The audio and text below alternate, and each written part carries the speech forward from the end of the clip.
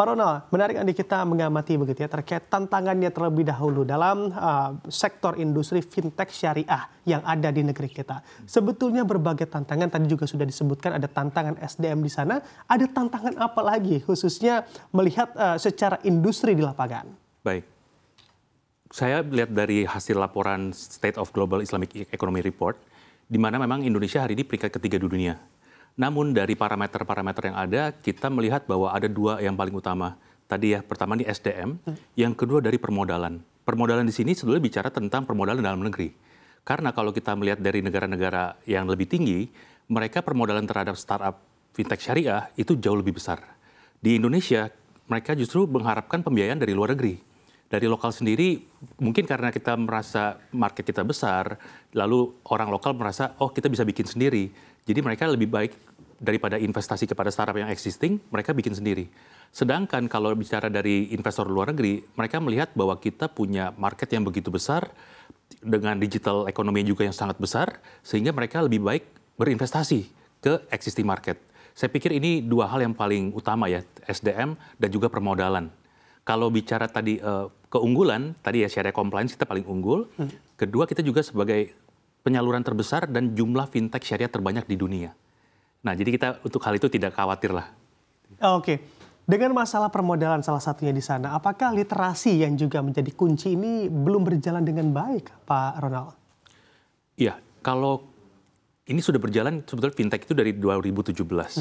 Namun kalau kita lihat dari sisi literasi, ada sebuah ironi ya, bahwa jangankan publik umum, masyarakat atau mungkin profesional di industri keuangan pun banyak yang belum paham tentang fintech, betul ya.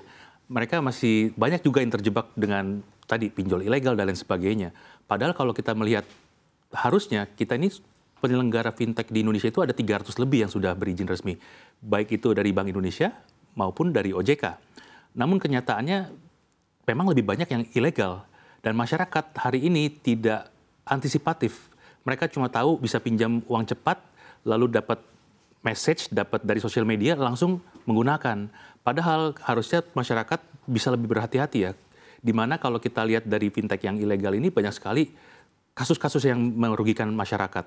Nah, ini adalah PR di asosiasi, terutama juga bersama dengan regulator ya.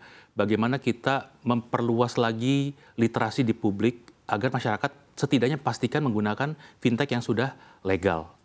Nah, terkait literasi, di asosiasi kami juga punya banyak sekali program ya, di mana komitmen di pengurus bahwa kami harus selalu hadir ketika diundang ke kampus-kampus misalkan. Atau mungkin diundang ke daerah-daerah, ada komunitas pengusaha, itu kami wajib hadir. Namun bagaimana agar lebih scalable, dalam hal ini kami merasa bahwa kita mengedukasi melalui mahasiswa itu cukup efektif. Karena mahasiswa ini lebih savvy, lalu kemudian mereka juga bisa menginformasikan kepada keluarganya, baik itu orang tua dan sanak saudaranya. Nah, saya pikir ini adalah continuous effort yang sedang kita lakukan. Oke, ada masalah lainnya yaitu perkembangan fintech ilegal atau yang tidak resmi juga turut begitu ya berkontribusi terhadap tantangan yang ada di industri ini. Sebetulnya kalau kita amati seberapa besar juga pengaruh fintech ilegal begitu ya terhadap kinerja justru fintech yang resmi atau legal? Wah, ini tentunya sangat-sangat dahsyat ya efeknya ya. Bahwa masyarakat tadi sudah terlanjur terekspos dengan yang ilegal, jadi menganggap yang legal sama saja. Padahal kalau kita bicara dari datanya, di Indonesia itu untuk fintech seperti peer-to-peer itu ada 3 kategori. Yang pertama itu adalah yang untuk pembiayaan konsumtif, lalu yang produktif, dan yang ketiga syariah. Memang kalau kita lihat dari penyelenggara syariah yang ada, semuanya itu berfokus di produktif. Nah, namun tadi ya, kita ngelihat bahwa teman-teman atau masyarakat ini banyak sekali yang sudah terlanjur masuk ke fintech ilegal, jadi menyamaratakan kami juga. Padahal kalau bicara dari aturan-aturan mainnya, sudah sangat jauh berbeda. Contoh, kalau kita yang bicara fintech yang legal, kami itu tidak boleh melakukan penawaran langsung melalui SMS dan lain sebagainya. Sedangkan yang ilegal, mereka menggunakan berbagai cara tuh, ya, masuk ke SMS, bahkan ke WhatsApp, atau mungkin kontak melalui data yang diambil dari teman-temannya, dan lain sebagainya. Lalu bicara tentang manfaat ekonomi, ini juga diatur sekali sama otoritas kita. Kalau yang ilegal itu bunganya bisa per berapa persen satu hari, gitu ya. Sedangkan yang legal itu diatur hari ini 0,3% saja. Nah, bicara syariah, kita juga ngelihat bahwa trennya masyarakat mulai terekspos ya, bahwa sekarang ada alternatif sumber pembiayaan di luar perbankan, di luar koperasi dan lain sebagainya. Nah, ini adalah apa yang sedang jadi PR bersama, bahwa kita terus edukasi ke masyarakat, terutama pengusaha, untuk bisa memanfaatkan fintech, jangan sampai terjebak yang ilegal. Gitu ya.